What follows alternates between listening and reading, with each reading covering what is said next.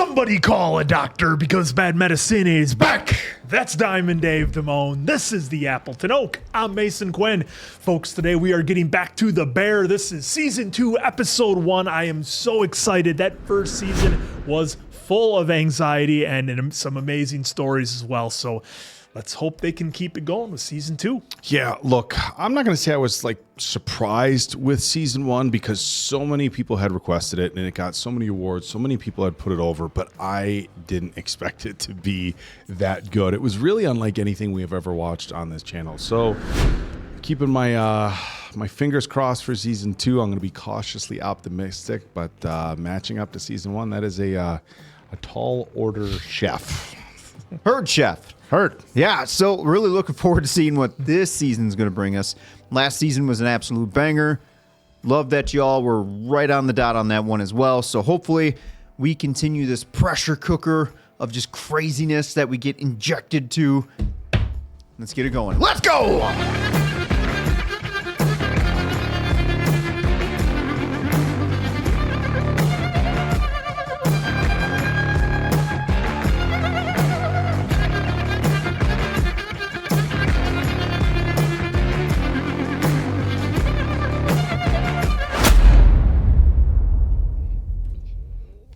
Is that like Marcus's dad? Or mom? Oh, yeah, it's hard to tell from this angle.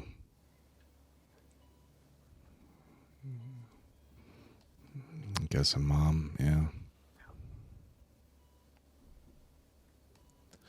You never know what people are going through when they're not at work.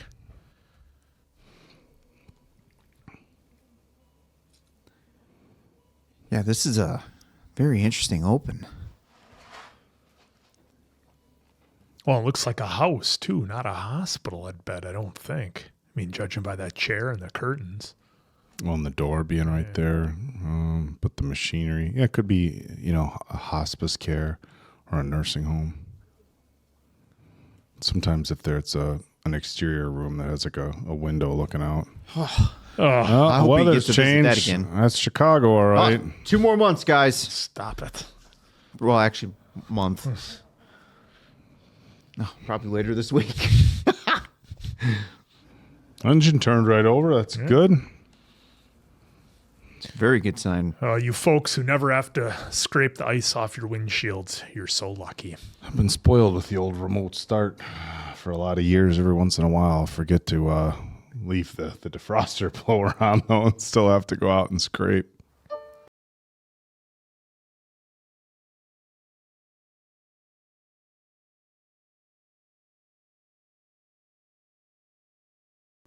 Well, they're putting a lot into this intro for such a short show, so they want us to really take this in.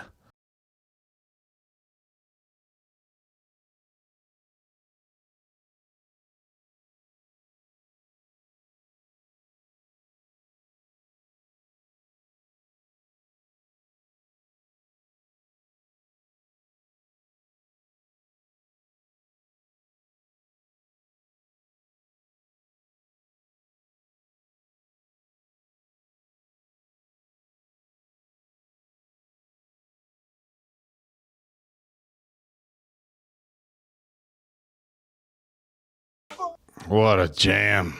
The Bear, all right? We have equipment that works. That's a great start, everybody. 0. Then we have a deep clean, very deep. So Fryer is, that's 5K right there. Fryer. Hey, that's not bad. Really? Cousin! Plus the permits, the inspection. Yep, you gotta grease the skids in Chicago. 80, 90. I was going to say 90, okay? So AC, Yes. HVAC? We are at 8. Oh, my. How accurate do we think these numbers are? I think I'm pretty much right on a couple of them. Fantastic. Double it and you'll be close. We need more money. We need a project manager. Okay, you're hired. Yeah, right. Yeah, right. Sid. Nat. Not good. No, bad. Well, sometimes those project managers come into play very, very well. Cousin, can you call Sal? I need a drywall estimate. 13. 13 watts, boy. That'll be his drywall estimate. Okay. Rounders. It's a good movie. Haven't seen it. I love you, but I do not have time for this, all right? I have time for this. That's better. What's my purpose, homie? Your shirt says original birth. And he's got this group of friends that he's had since he's a little kid, and they're all the shit, and they're outgrowing him. Like, one's like a sick athlete. Ooh. They drop his ass.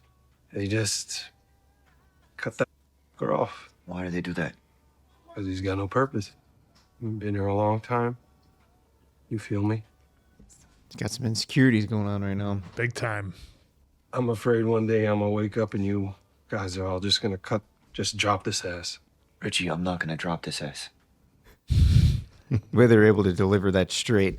God, I had no idea who this guy was coming into this show, and he can be so good, man. His delivery. That doesn't make it fun. This shit is not fun for you, cousin. What is fun for you? That's a good question. Yeah. What do you enjoy? Let's get back to one night. It's a drive for perfection then. That's what, if it's not fun, then it's God, just a those are all drive for his- perfection. Yeah. Those are all his old family pictures. You know, because before he was doing it to kind of spite his brother to show what he could do. Half of these pots are burnt on one side. Well, it's always about the craftsperson, not the tools. Sydney. Just like lurking, waiting till I said. No, I that, just walked or- in perfect timing. Yeah, okay. How is she? All good. Nurse just had an emergency. She'll be back tomorrow, and Chess just got her. If you need anything. Yeah, I know. Oh, you guys picking Interesting. that up a little bit? I'm gonna find you a new home. That's gonna be my home. I got it. Just heavy as shit. Oh, shit. This is probably best. It'll fit in the dumpster better that way. You said it too. How are we this far into an episode and we've had no chaos yet? So Well, different. it's minimal. Just setting us up for just minimal. season 2, but the episode being beef, I'm guessing Yeah. something's happening. Yeah.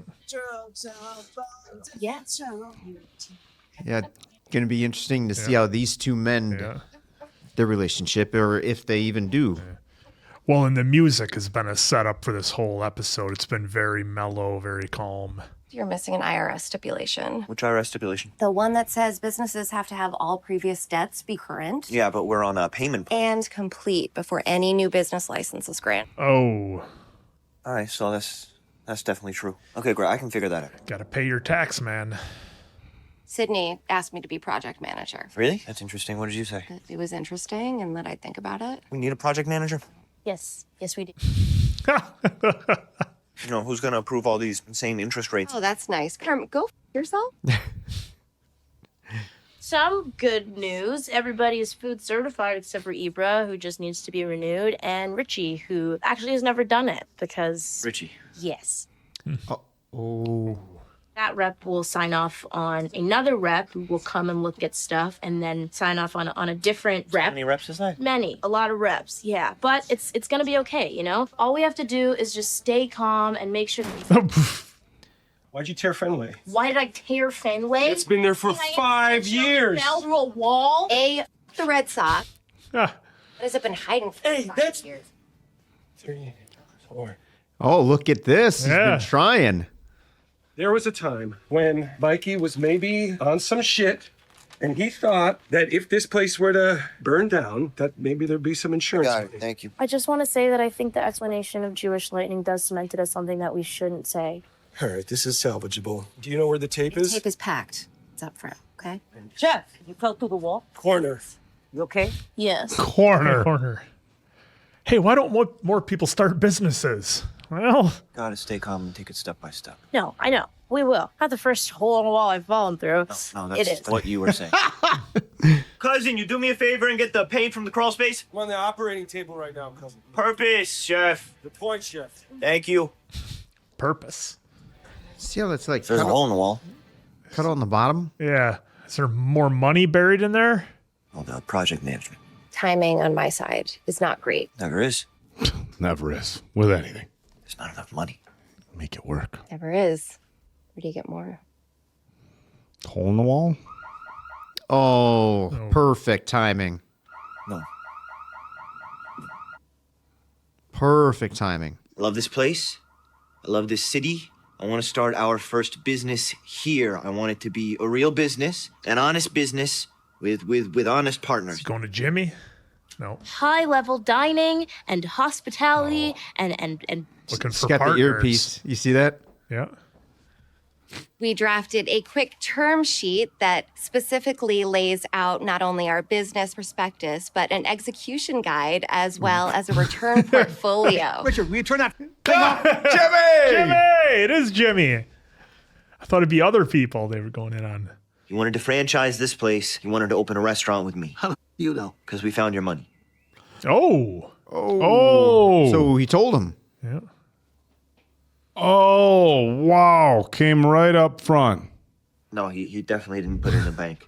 What is KBO? Kalinowski, me, Berzado, you, Lane, Lee. Lee. Who's Lee? Uncle Lee Lane.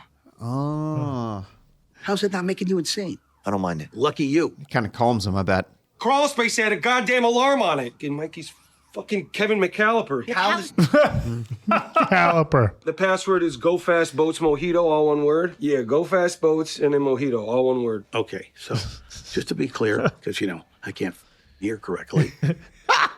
Lee, are you not giving me back the original $300,000 you owe me? But you were also asking me for an additional $500,000. 500 grand? You're first out with a bonkers interest rate because, well, we have no choice. And Oh, boy. Stars. okay, well, you can say that because you already got one. No. I never got one. I retained it. That's what you get. Let's get a start. Oh, thank God. fuck.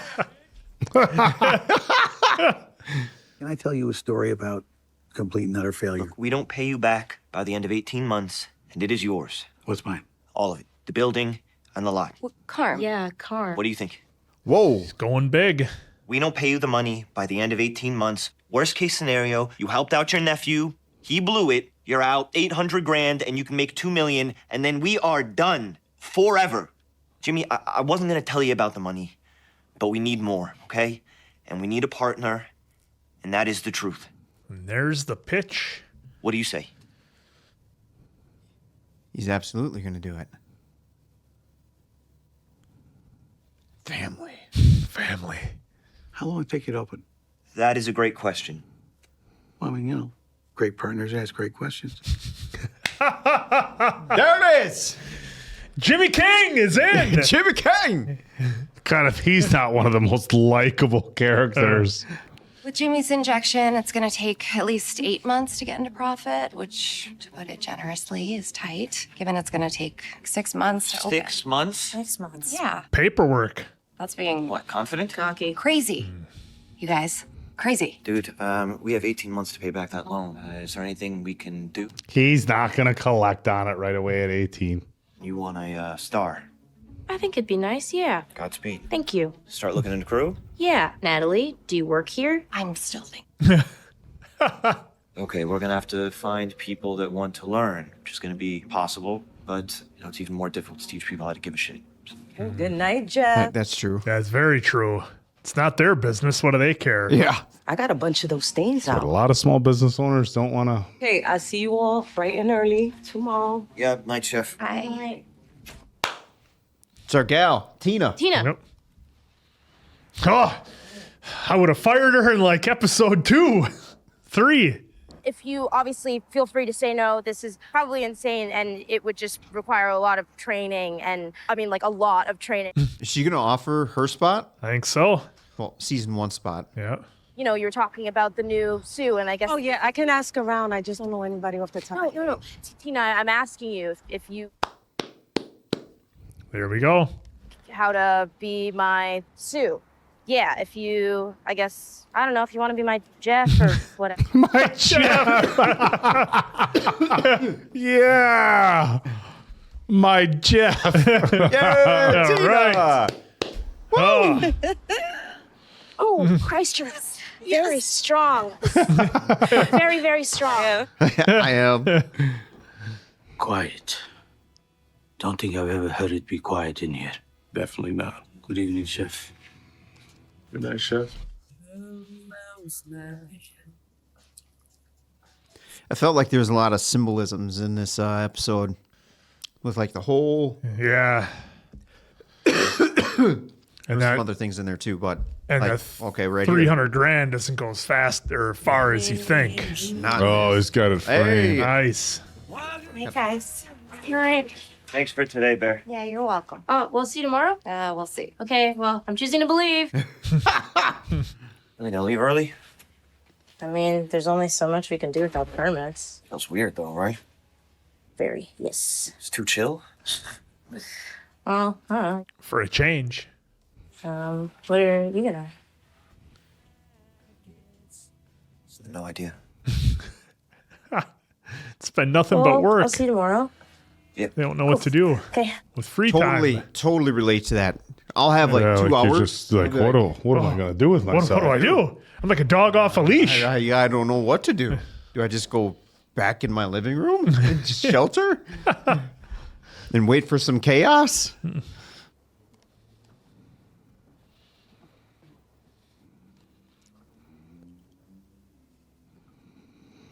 I love how they're trying to make the silence uncomfortable. Uh-oh. Got a flashback coming up here. CB. Oh, no So you have an flashback. No idea? idea. He must be an idea. Carmy. Oh, I like the way they're shooting this. I can only be away for an hour. 6 months is too long. We need to open this shit ASAP. Heard. Look at this planning. Oh, I love how they're. God, who writes it? Who does this? They're so good. They're so good. 3 months. 3 months. Ooh, good. Okay, yeah. Just making sure. Wow, what another good episode. Oh. You know? Well, it felt so different than the others for obvious reasons, because it would, right? I mean, they got it the cash. They're going to start the new restaurant. But what I've really liked about this episode is I think so many people who maybe either aren't in the restaurant industry or don't necessarily understand the paperwork that municipalities, cities, and states and the federal government can put on you before you think you can follow through with your great idea, whatever it might be. I mean, I liked how they brought up the taxes of like, look, you can't even do anything until you pay your back taxes.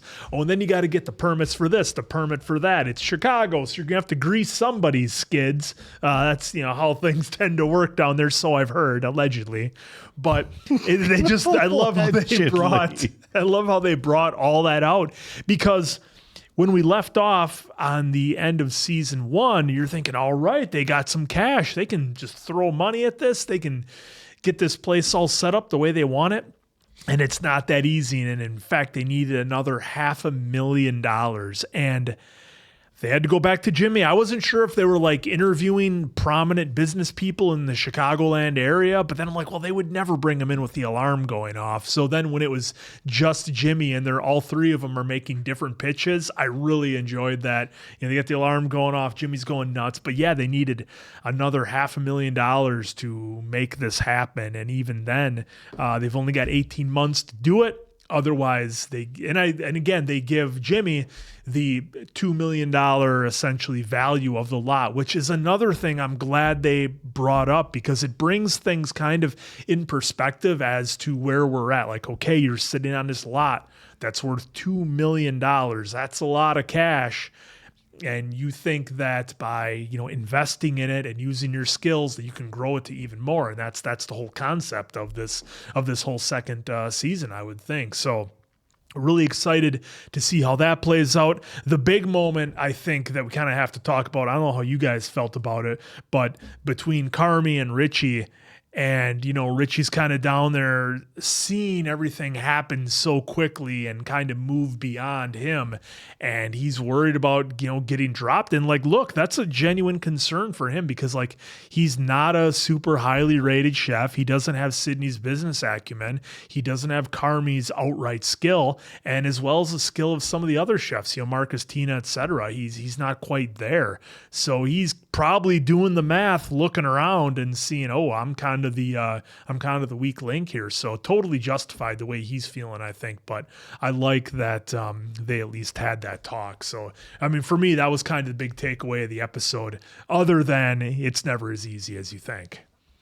Yeah, this was just another great episode. And we took a step back from the tension that we saw in so much of season 1 and really got into some good character development. And I forget his name, but the guy who's playing Richie, and I haven't really seen him in much. Well, Fantastic Four. Yeah, it was in Fantastic. Well, it was very brief in Fantastic Four. But his range to go from just your cocky, kind of obnoxious, Midwest. I didn't want to say Chicago. Well, maybe Chicago's, but not just Midwest. Chicago kind of, attitude, doesn't care, to, the monologue we got from him here and just the back and forth between him and Carmy about purpose and feeling like the world's going to leave him behind. And we saw him looking at the pictures of what I'm assuming is his ex-wife or his daughter and the mom. But he showed so much depth and it was so raw. I think that's the coolest thing about this show is the performances. Of course, we got just that epic monologue from Jeremy Allen White last season. That's episode 7 or 8. 8. That was just unbelievable to me. And it was, no surprise that, he hauled in the awards ceremonies and stuff. But they took that, that personality and just brought it into the first episode of season 2, and we got so much character development. One of the best moments for me of this episode was seeing Tina get the sous chef, especially considering how she looked at things last season. She didn't want change, didn't really have a lot of respect for Sydney, thought she was coming in kind of as this competition and not really a teammate. And so to see the way that all played out. And Sydney wasn't even nervous to ask her, which also shows that, she's growing as a leader, but she's still got a lot to learn. And, still there's things that she's nervous about. The hole in the wall, the picture of Fenway. It just shows that even though they're moving forward, changing the name and things like that, they're not losing, or at least Richie's not losing sight of the fact that this was Mikey's place, and I love that. So I thought that was really good too. The character they wrote, Jimmy, what a lovable character, and they really laid the groundwork with that in last season. Yeah, you borrowed him $300,000. Well, you knew he had issues. Yeah, and then they gave us the really emotional moment where he was like, I loved him too. Yeah, or that line when he says with the pills in the juice, he's like, "Oh, you're gonna kill me." Oh, I can't wait to hear this. Yeah, that was his response. It wasn't so bad. Best part of the party, but it was such they could go a handful of different ways. I'm not going to say he's a mobster, but somebody lending large amounts of money.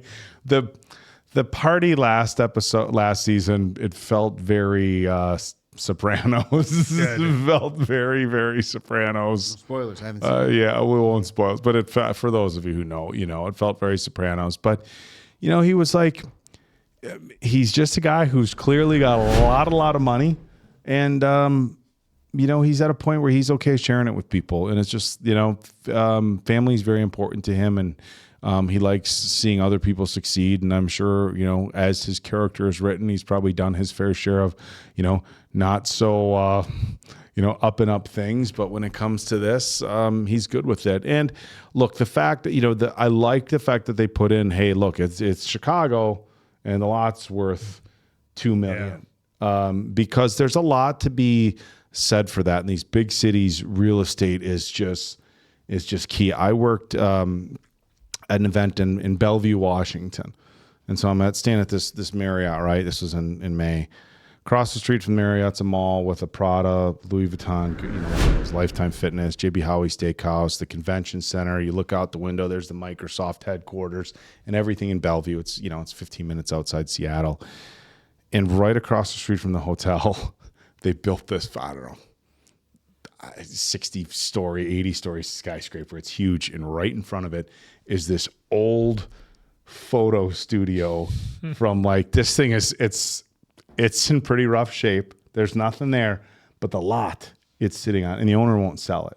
And the city can't, because it's a commercial district, they can't apparently use eminent domain. Oh, okay. And so this guy's just sitting there. He's sitting, and apparently I've heard, I don't know if it's just urban legends, but it's an older guy who owns it, who's just sitting on millions of dollars in this little lot that's the size of that maybe a McDonald's or a Popeyes or something would be on in downtown Bellevue.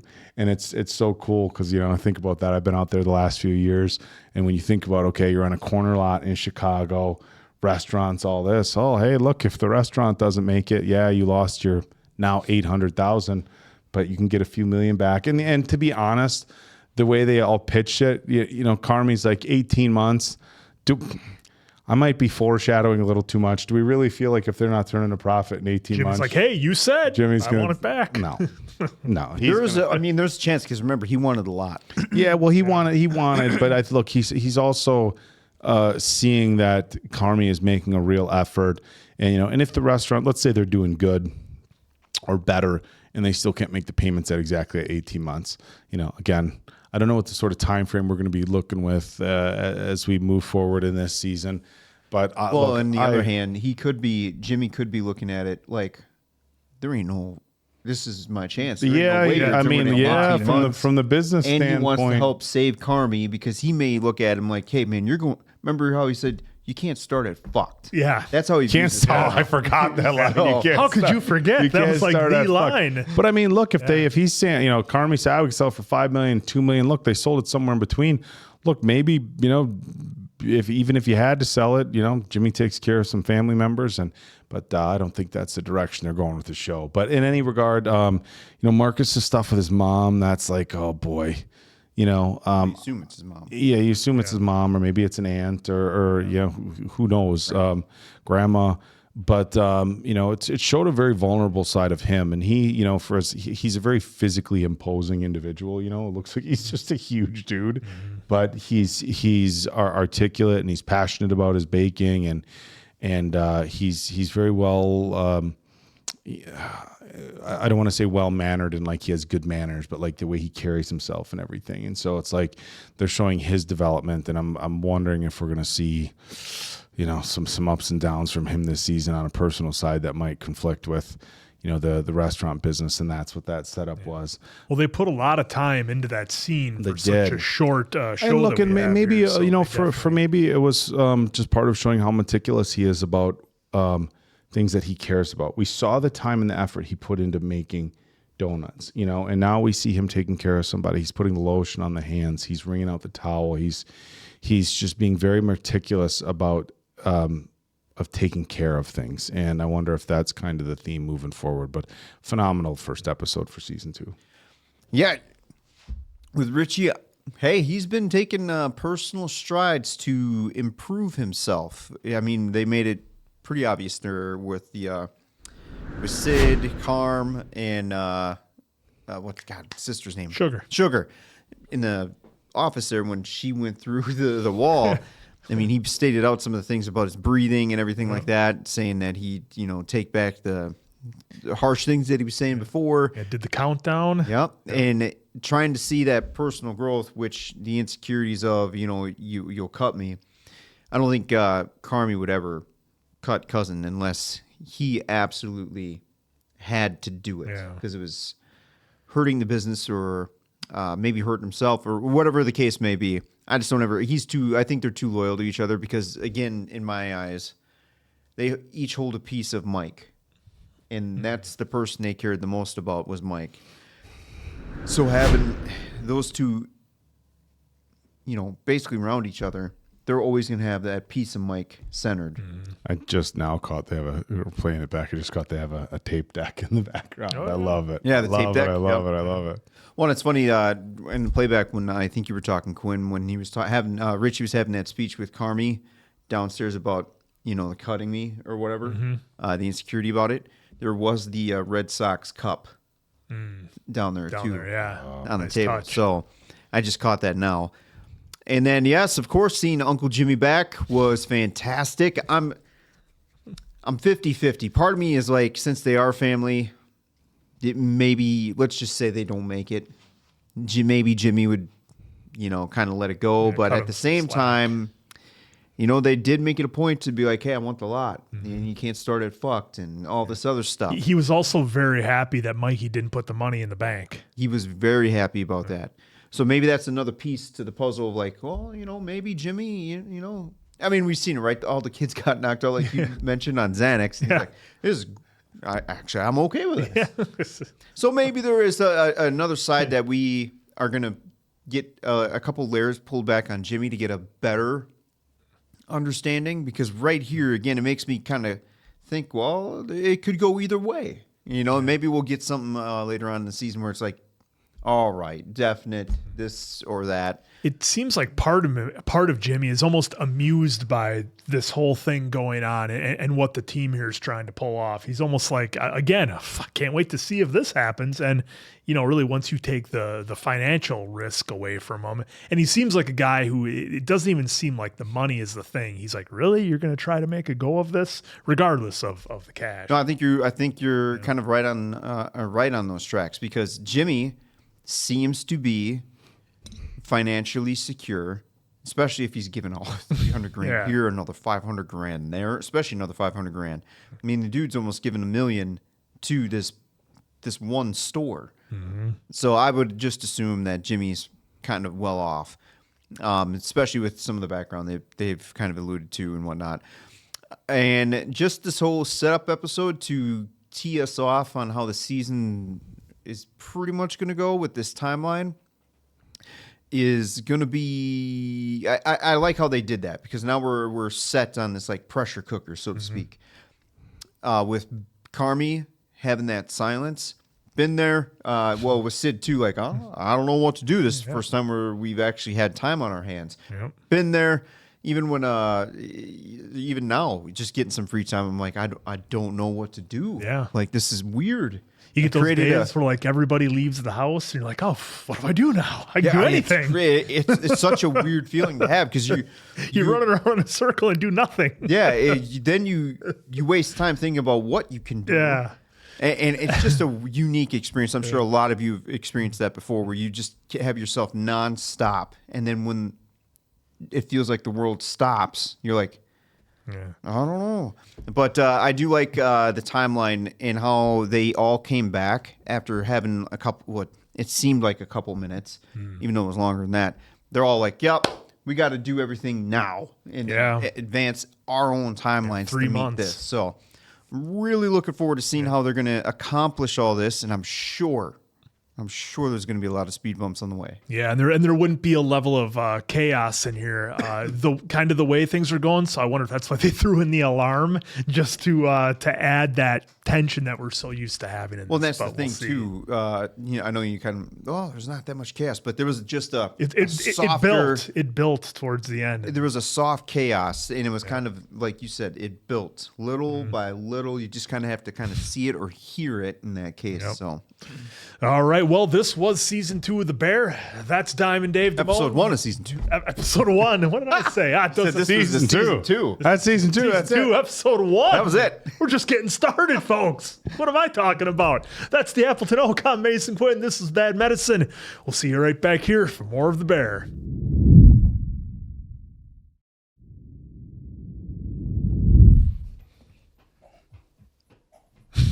I always think of one with The Rock where they mix it in there. All right, we're making progress. It's like the third time you mentioned it. You sure you don't want to talk about it? Yeah, because it's like a vibe, you know? What's the vibe? The vibe is just like, it's off. Something's off. Like, you'd be happier if I was a plumber. Corner. Corner.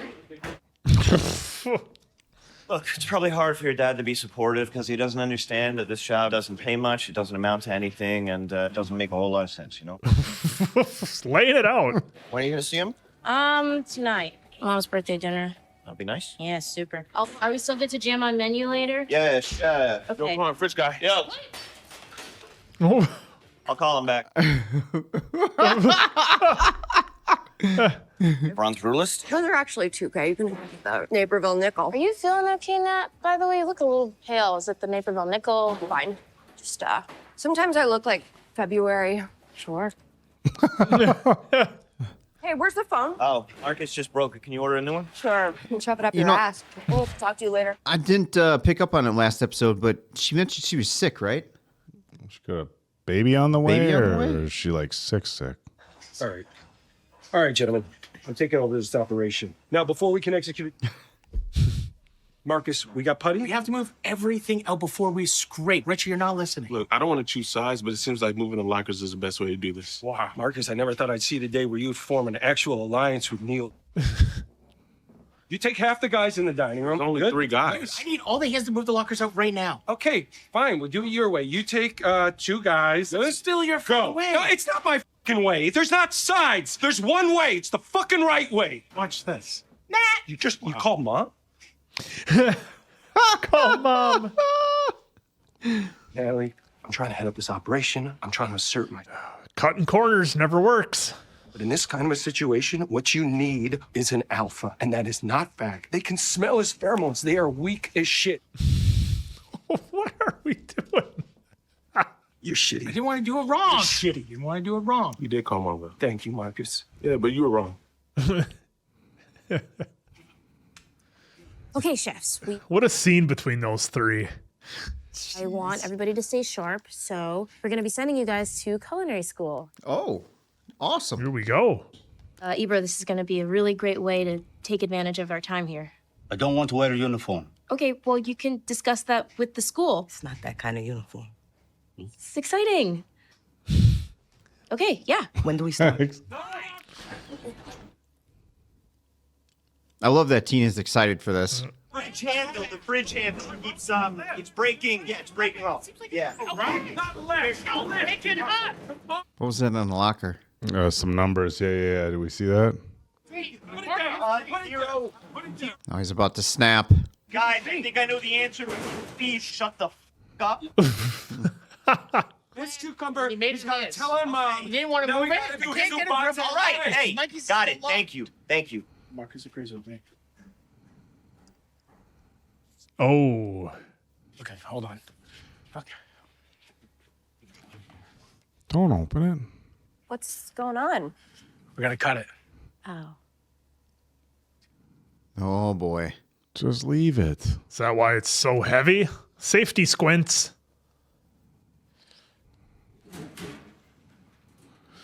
What's that?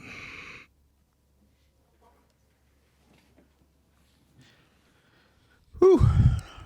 At least there's a smile. June 5th, 2010. Taste of Chicago. Booth. The booths. That was really fun. I need more inspiration. What do you mean? What do all those books you gave me? All the cookbooks? All of them. Okay, yeah, I'll think on it. Cool. Cool. Was that, Mikey's locker. there was just a hat in it? What? Come on, asshole. Hey, I'm not an See, she wasn't there during Mikey's time. They understand Mikey in the hat. Yep. So I get where she's coming from. I get where they're coming Yeah, from. well, and the history of it, the taste of Chicago. Yep. Wait. Oh. Oh, dude, I'm so paranoid now. Every time I always pull open the oven. Oh, first. yeah, you always got to check. We one time left a plastic lid Yep. in there. Boy, did that cause some chaos. Don't look the Sydneys in the eyes.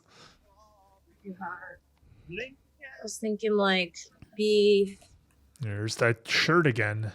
that sort of world. I like that. Still thinking chaos menu? Yeah, chaos menu, but thoughtful. Really? It's New York. Lame, right? I want to hate it. Like, don't get me wrong, I do. But Sid likes that kind of look. Yeah. Yep. can I ask you something, and you can tell me to if you want? When you got that call, the 3-star call. First 10 seconds felt like a sort of panic because I knew I just had to keep him. I had to retain him. After those 10 seconds, I had to turn over a really slow table because the entire United Nations security council was kind of... So normal, totally normal. Yeah. Hardly enjoy it. You're gonna need something a little stronger than that. I need to see it. You can see just fine from where you are. Okay. It's my ladder. These two. Oh, you're such a fucking show off.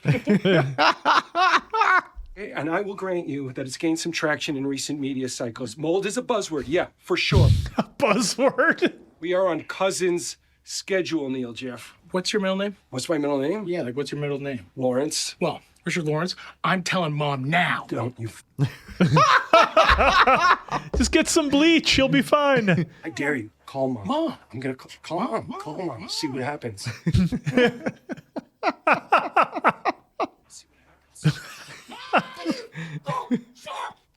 That was so great. These two.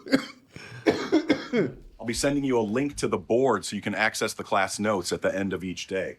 Oh, what happened to handouts? Oh. Veal chopped demi-glaze. Thinking like hamachi crudo, but that might be, I don't know, No, that's good. tenderloin. Yes. Marciana. Absolutely. Some kind of Cherry? cherry vinegar? Cherry vinegar. Oh, I'd get nervous with the knife. You got this, baby. You got this. Yes, chef. Oh, man, he's under some stress. Can I ask you something? You can tell me to really want one of these bullshit stars? Yeah, I really do. You're gonna have to care about everything, more than anything. What a line. And then I get there, and it's dried out. Everything that I try to roll out is crumbling, and clock is ticking. And I've got this beautiful, I mean, like this gorgeous, gorgeous, gorgeous lamb ragu. I've been working on it for like 72 hours. Damn. But I didn't have any pasta. So I spooned that shit over King's Hawaiian rolls. Sounds delicious. Let's not knock those rolls. Yeah. Those are good. Moved in with my dad. Oh, shit. Oh, yeah. That was the one, huh? That was the one. At least you can rely on him. Is your mom cool? Is lacto-ferment? Interesting. Yeah, her response there with her face. Yeah. Said it all. Inside, two of my old chefs used to do it. You know, if they were fighting on the line, it helped. It was like their version of, let's talk about this later. You know, didn't matter if one tore the other one apart. It always got them through service. Well, that's cool.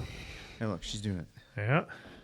The frozen Concord grapes. We do like a beef consomme type thing, smoked bone marrow. That's something. It's something.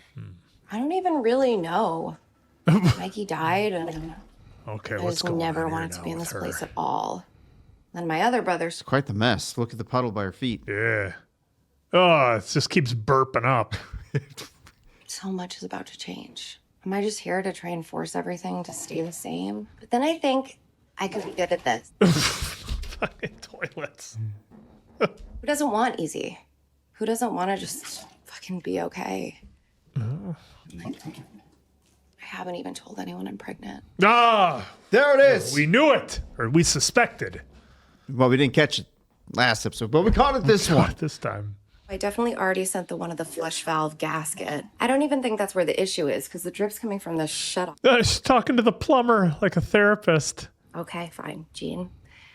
Yes, you are the plumber. A what issue? Beck, you're fucking insane. He's not human. Ridley even says so. Let you learn how to fucking watch stuff. We have a mold problem? Don't. It wasn't a question. How the some guy would suspect us of having a mold problem? Did you call a mold man? No. Fact. Richie. Richie. Natalie, relax. It's under control. All right, these ceilings, they're practically styrofoam. Where we'd have mold, they would collapse when I go like this. Oh, shit. There was a ball. There's a ball up there. That's it? Oh, what a mess. You're not alone. Oh, boy. Oh, man. He's the last one there. Changes, everybody. Changes. What's that song? Hey, he's trying. Yeah, I just got him chopping celery. I worry about him because they specifically said he needs to be licensed or certified or whatever it was. Yeah. A broken home. You guys enjoyed bone marrow? Yeah, I've had it before. It's unique. Yeah, it's not for me, folks, but I hope Yeah. it is for you. Real salty I don't even when I know. had it. We were going to a party. I borrowed a friend of mine's car, and we hit a rock or something and popped the tire. Gosh, what's his name? And so I get underneath the hood, and I'm stalling, and I'm acting, and I'm pretending like I'm doing something, and she's just calm. I walk out of the car, and I say, I think it might be the radiator. And she goes, oh, no. And she says, it's definitely the radiator. And I was like, yeah. So then she walks to the back of the car, changes that damn tire in 10 seconds, then gets in the car and looks at me smiling. I absolutely had no idea. The best. Man, we're getting a lot of character development this episode. Interesting, like if things weren't good with mom, like telling the stories like that, it's interesting. Well, and she made that look, too, when mom was mentioned. Yeah. Obviously, there's some not good vibes between the two. I mean, is mom not around anymore? That's kind of the vibe I'm getting. Yeah, if she's not around, it's mom's birthday. Yeah. They both blew out the candle. It's mom's birthday. They blow out the guys are candle right. together. Uh-oh, who's this now? About to do the focus shift. Uh-oh, is this an old love? Hey. You got there. Yeah, it took me a sec. Took you a second, yeah. Well, it happens. Making a sundae Sunday? Oh, yeah, a nice veal stock Sunday. with vanilla ice cream. That actually sounds delicious. So how's your life been, Brasato? I had no idea. This is interesting. No idea. What are we thinking? 8 years ago? 10? Well, there's quite the chemistry here. Well, right. So how long ago did they date? You guys really don't have to help me clean up. Yes, we do. It's not your fault. It's the molds. Wow. Did you see that little bit that they showed there? Yeah. Richie, you need to get cleaned up, man, breathing all that in. You know, you did the right thing when you placed the anonymous call to the mole people. I didn't. I did. Ah, Marcus came through. So, we're just finishing up the menu now, but it's really cool. We're just trying to make sure that we, are familiar, but obviously operating at a higher level, you know what I mean? And insane, but cool. Oh, Richie. And how many Three, do you guys want? One, I think. Yeah, that'll keep us consistent, low to the ground, but obviously like a little bit above it. Do you get paid the same? Well, TBD for a month. So you have a job for a month, then not a job. I will have a job. It's just that payment will be deferred for 6 months, and I'm not the only one doing it. So's Carm. 6 months? I can tell you're excited, and I am glad you're excited. So that's how they're going to do this.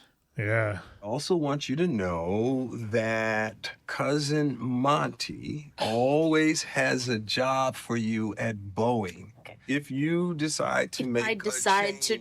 Oh. I read about restaurants in the papers. God, can you read They're hard, papers? and a lot of them. Yeah, a lot of them don't work out. Well. They don't. That doesn't mean that you won't. So then what does it mean? Why are you bringing it up? It's just interesting that the backup plan is now the only plan. That's how that works sometimes. I know what I'm doing. I've learned a lot of lessons. I'm still learning, which is actually a good thing. And also, I'm not alone, like in your house. I have a partner. And you trust him? Yes. I'm just asking. Hey, concerned dad.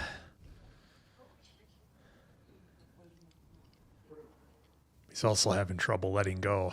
Well, most parents would be a little concerned. It's weird, you know? I think I don't know. I just realized I'm like older than her now, you know? Oh, Oh, she must have passed when she was born. Yeah. Passed when she was born. Wow. I gotta go wash my hands.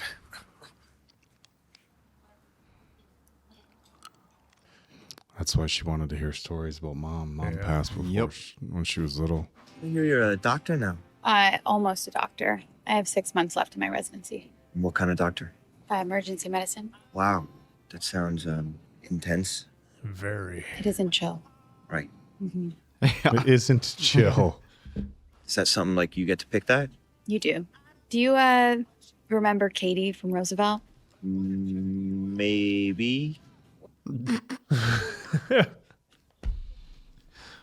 Except me, I just sat there and stared at her arm. Because you wanted to fix it? I wanted to understand it.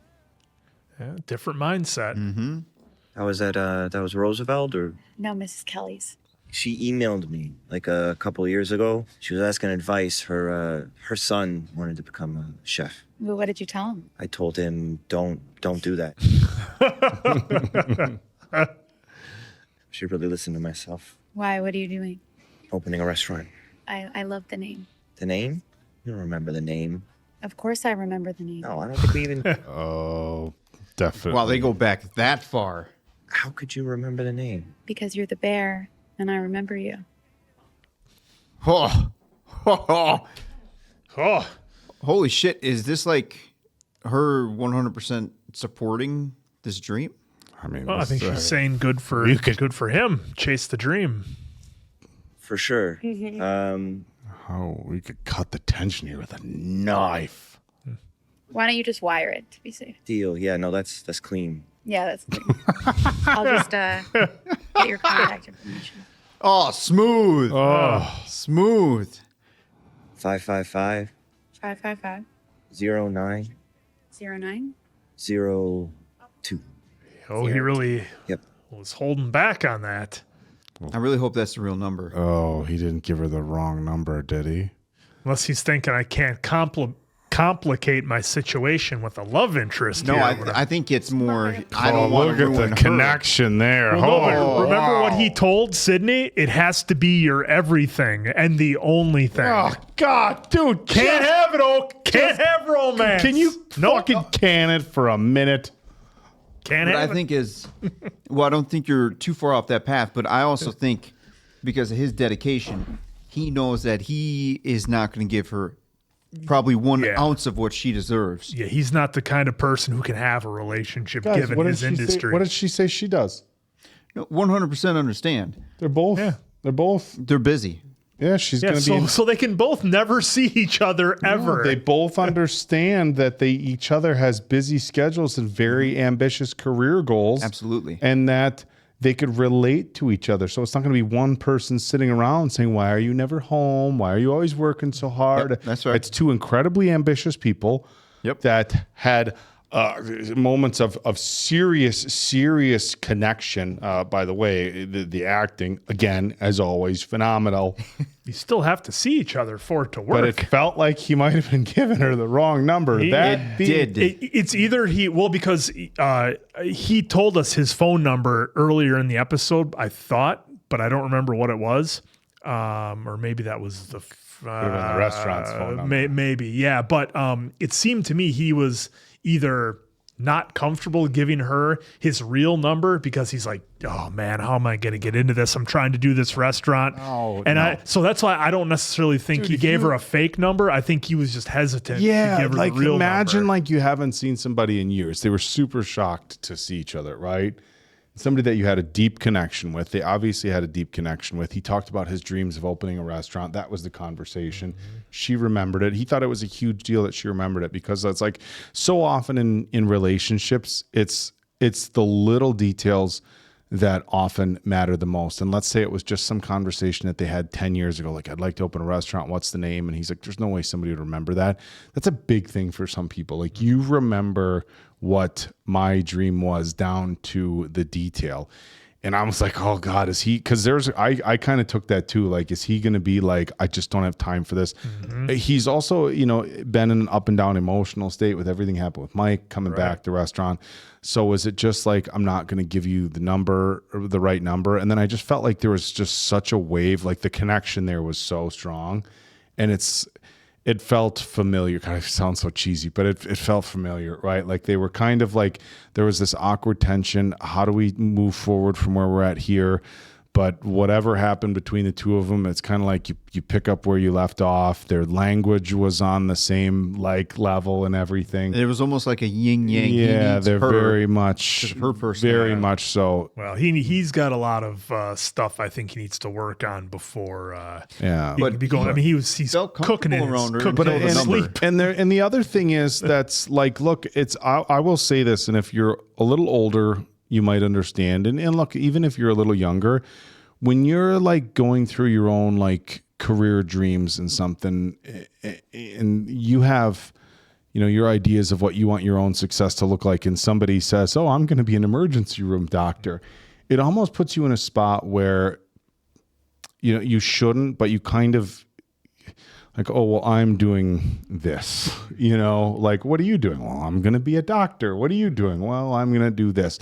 And look, opening your own restaurant, incredibly difficult. A chef at his level, we know he was incredibly talented.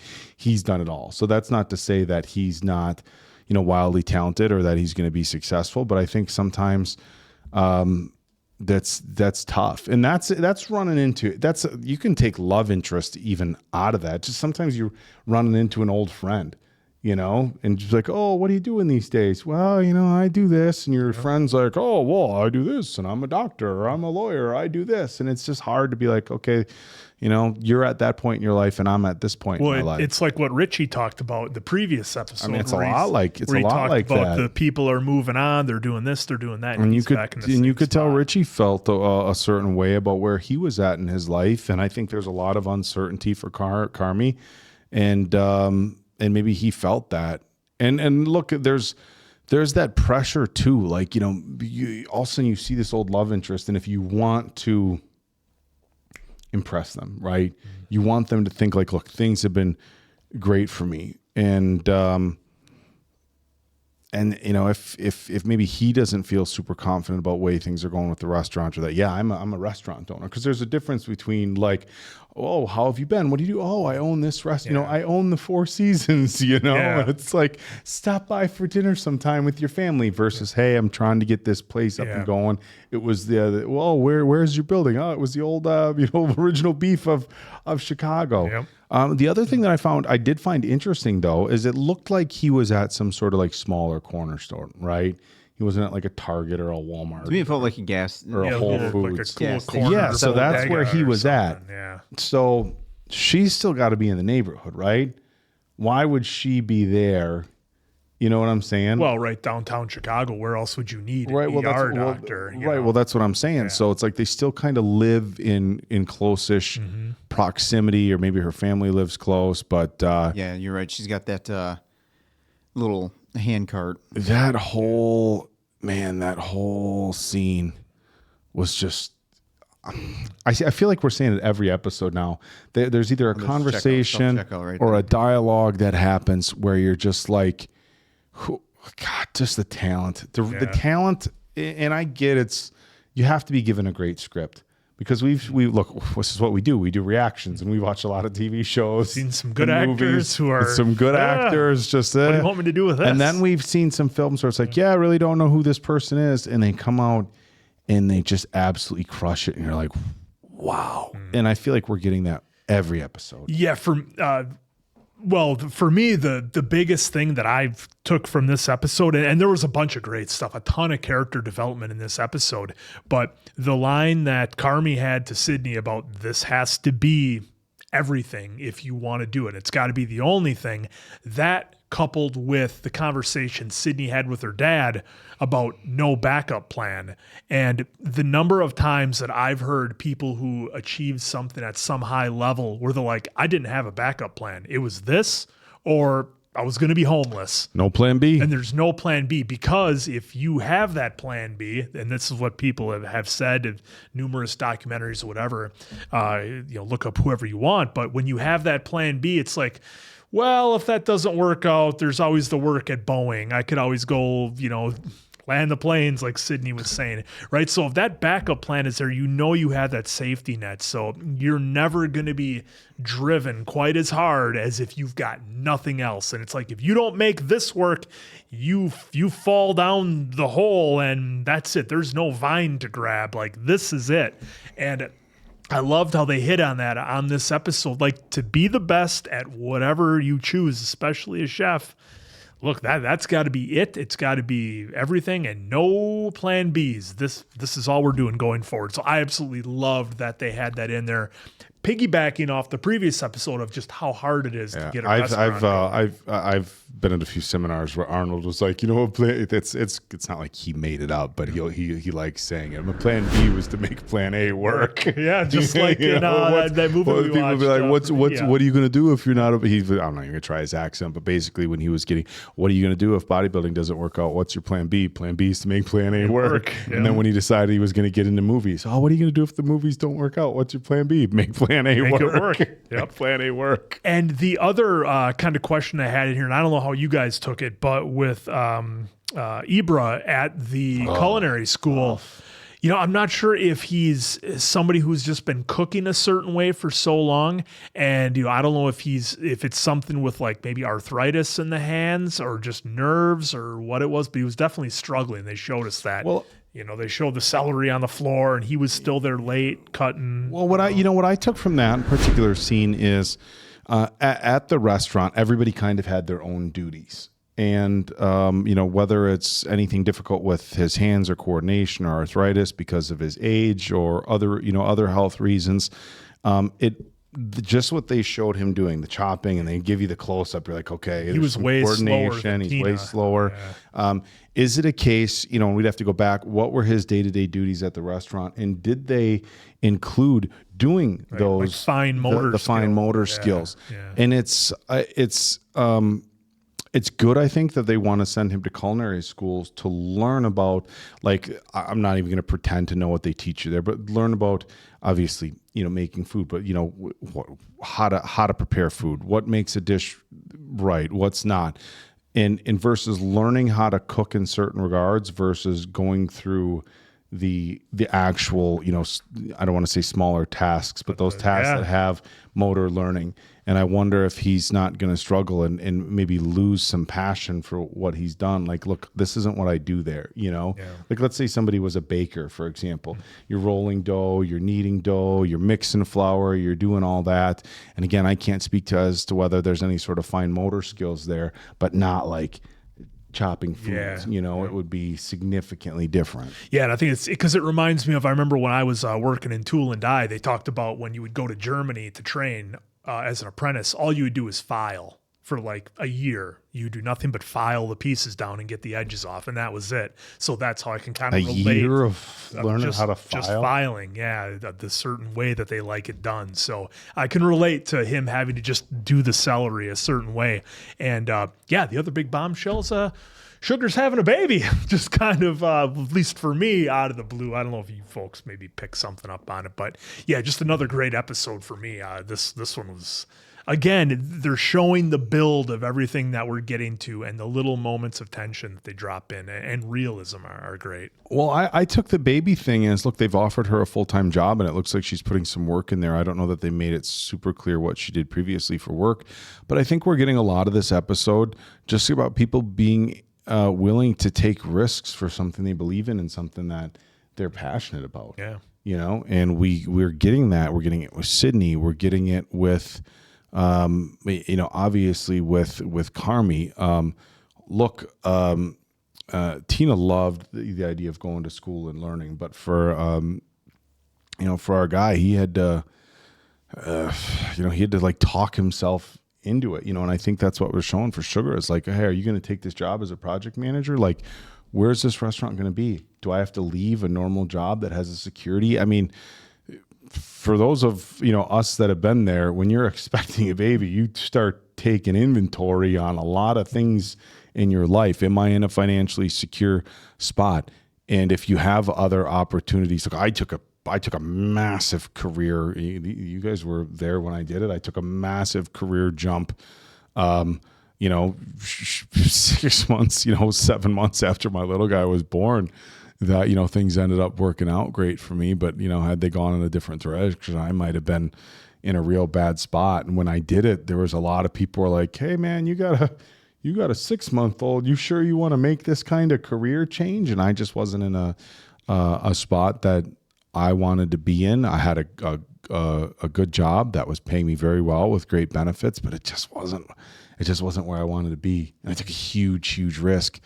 And, luckily, some things worked out for me and I can say I'm in a good spot now. But I think that's what they're trying to show here is, look, everybody's got a lot on the line. I mean, even like we don't know Marcus's situation with the person in the bed. Like, is he helping support that financially? And is his well-being and an ability to take care of another person dependent on this restaurant, and, Richie talked about, this is all I have. I mean, if the restaurant doesn't work for him, what's he going to do? And I mean, it's a place of employment. It's a building, but when so many people are counting on it to be successful, it becomes so much more than that, And I think the addition of this female, the girl for Carmy, again, she's somebody.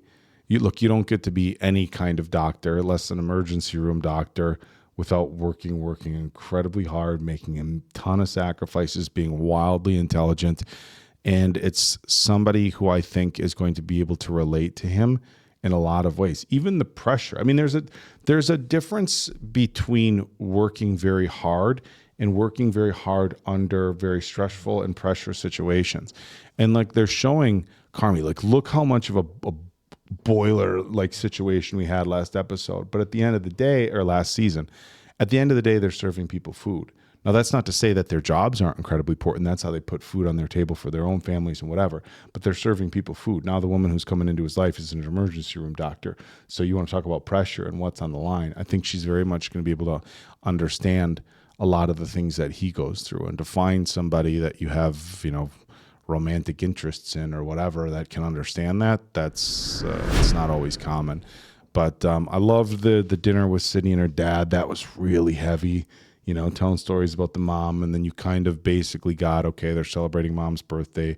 Mom either died during her birth or when she was very young. She wants to hear fun stories from dad. It shifted into the conversation, which is tough because when you're out celebrating mom's birthday, you don't want to have those conversations as a kid. But as the dad, it's like, okay, we don't have a lot of opportunity to sit down one-on-one where we're across a table from each other. We can have this conversation. So, but I thought the dad did, he did good. He was concerned enough to make it apparent that, look, he's worried about the delayed pay. He's worried about the success of the restaurant. But at the same time, he's trying to be supportive and, as we say, cautiously optimistic. Yeah, and then the fact that she tried once before. Well, yeah, Sid made that. She tried the catering thing before. The catering thing, yeah. Yeah, for me, Richie and Fack, those two were comedy gold in this episode, especially with the hockey stick. And then, if this was this, then the roof would do this. And then all came crashing down, which, again, I think is their way of doing some symbolism towards Richie and how he feels on the inside that he's not fully letting out yet. And maybe I'm reading too much into that, or projecting a little bit onto there too for the character, but that's kind of how I feel because of the conversation he had last episode with Carmy of "Don't cut me," essentially, right? And that was also a case of showing how much they still have to do, and it said 12 weeks in at the beginning of the episode. And I feel like we're going to get some more kind of like unexpected speed bumps when it comes to getting the store the way they need to. So I'm kind of curious on how that's going to play out, because I mean, mold in a basement, mold in a restaurant is an incredibly big deal, and I'm sure some of you that are watching this know more that because you've been in the kitchen way longer than we have. But I know it's a big deal, especially when I was doing my pizza days early on in life. As far as Sydney and the dad go, I definitely understand the dad, trying to making sure she's secure with her life, with finance. So I do understand that, but also at the same time, you can't just expect your son or daughter to just not take risk and jumps. Yeah. Because that's the only way sometimes will learn from either the failures or successions out of that, and it does provide a big opportunity for one to grow by taking these huge risks. So, and it is interesting too, while giving that risk or explaining that to her dad, we also found out what they're doing to hit this 18-month goal, which essentially, we're not going to take anything after the first month in the next 6 months, or however she said that. Yeah. I mean, that is some huge self-sacrifice. But if you're in their position and you can see, hey, if we execute this just like this, the end game, not only for the restaurant and everyone else involved, but for us too, we will be golden if we are able to do this. So I really do appreciate the risk that they're taking, especially Sid, and then her trying to have that conversation with her dad, because she did know kind of going in that it was going to go that way if they ended up talking about it, which it did. But also on the flip side, the way they were cutting back to Carmy and his lady friend there, which they do have a deep history, because she knew what the restaurant name was going to be. I'm just wondering how far back that was going to go, or it did go. Were they kids and they were kind of talking about it? Were they, late teens, early adulthood right there, and that's how they met, and they were kind of talking about it? Or, were they hanging out quite a bit, and Mikey was around, and they were always talking about it with Mikey and everything like that too. So a lot of components. Like how they did that. They were definitely in a grocery store. I don't know why I was thinking like 7-Eleven. I'm not even close. But you're right. It looked the same way to me, just the way the lights, the way the coolers. When I think of Chicago, I don't think of like a Walmart grocery store being in downtown Chicago. I think of little side stores, little bodegas, little specialty shops, that sort of thing. Well, yeah, don't get me wrong. I mean, like there's a Whole Foods on the bottom of an apartment building too, where it's just that whole floor. Right. So little things like that too. But I see where you're going. Yeah. But I am intrigued with their history, because yes, Oak, you are right. The tension there as we were signing off was pretty thick, and I want to say you're going down the right path, where they definitely understand each other. But part of me was also thinking, like I was trying to explain there, he was hesitant on giving the number because he doesn't want to fall completely, especially with everything on his plate. And I think he also keeps in mind whatever their history was, that, and plus if we were to get romantically involved, not only are you busy, but I'm busy, and I can't give you enough of me to make this succeed regardless of how busy we are. I'm hoping I'm wrong on that, but that's kind of like what I took out of it. So yeah, we had the playback on as you were talking about that, and I was just looking at Jeremy Allen White's facial expressions as he was talking to her. He was like, he's like, I'm happy to talk to you, but I can't go through with this. That's what his face told me. Hey, it's great to see you. This could be something. I can't do it, because his face would change from like happy to reluctant to, whatever. So that's what I'm going to go with. Yeah. My Oak tuition tells me a significant. Dude, scroll back to that, dude. That is that first way he was looking at her is like that right there. The way it changes. I'll go back. Right there. Right there.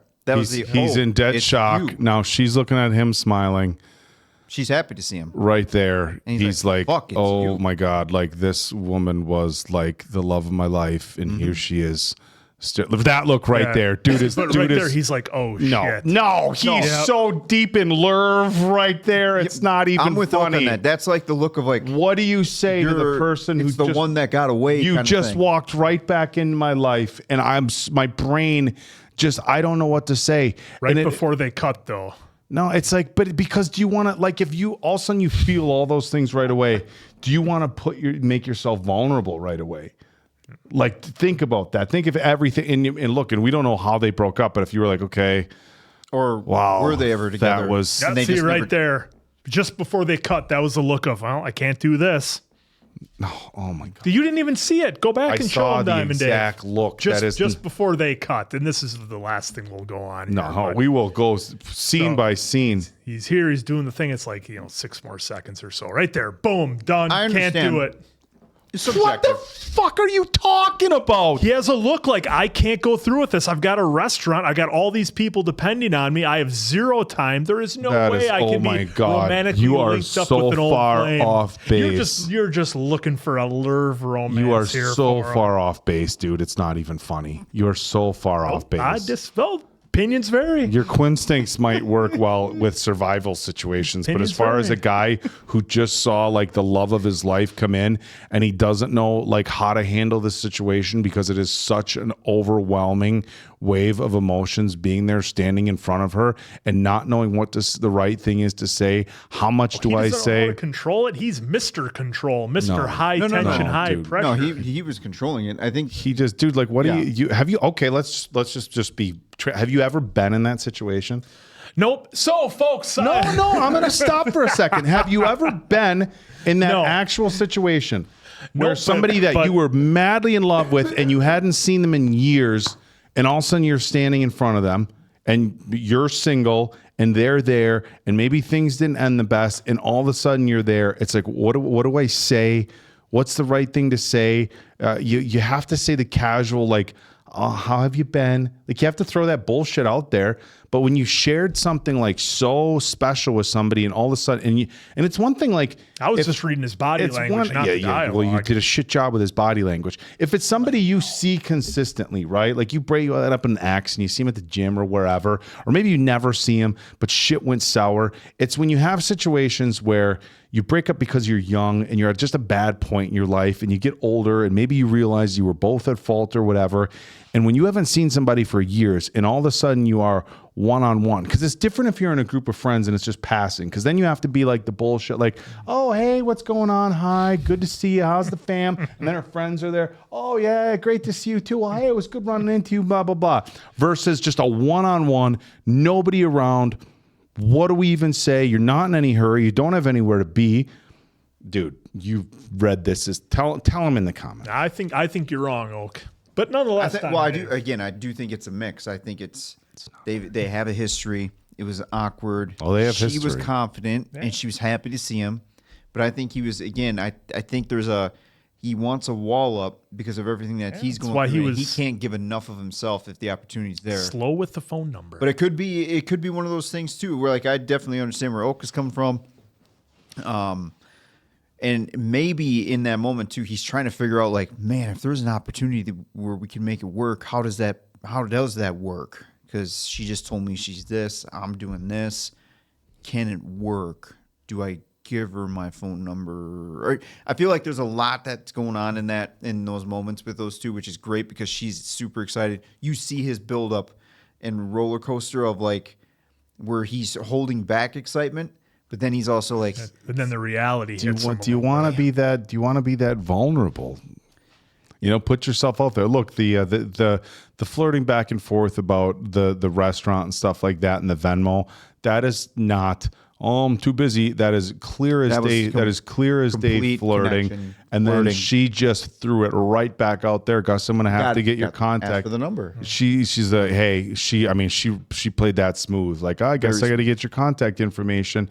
And I think for him it was like, shit. Like this is really gonna happen. Like even if you've ever been in a breakup where you were broken up even for like 6 months or something, and you just thought, hey, maybe this is the end, and it was like, hey, should we grab dinner? By the way, this and body then somebody's language, like, you're Quinn. That they're both leaning up against the door. No, like this. no, that's the body language was a roller coaster here.